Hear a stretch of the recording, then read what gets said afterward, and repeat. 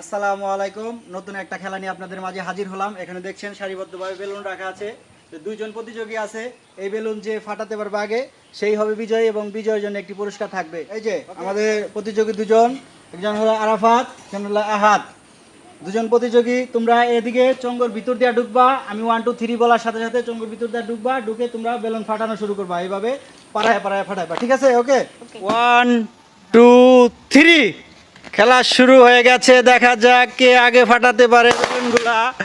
দেখি দেখি দেখি। তো বিজয় হয়ে গেছে আমাদের আহাদ আলী। আহাদ আলী সবগুলা বেলুন ফাটিয়ে ফেলছে, দেখেন এই যে। কিন্তু আরাফাত, এই যে দুইটা বেলুন রয়ে গেছে আরাফাতের। তো বিজয় হয়েছেন কে? আহাদ। হাতে চা করো, দাও প্লেট। এই যে আহাদের জন্য একটি পুরস্কার আছে, দারুণ একটি পুরস্কার। এই যে এই পুরস্কারটা হাত পেয়ে গেল। তো এখন আরাফাতের জন্য আর কিছু করার নাই। আরাফাত সান্ত্বনা পুরস্কার, তুমি সান্ত্বনা পুরস্কার হিসাবে আগামীতে আরো প্রস্তুতি নিয়ে খেলা শুরু হবে। আর মন খারাপ করে না, আর জিত তো খেলাতে আছে, মন খারাপ করে কিছু নাই।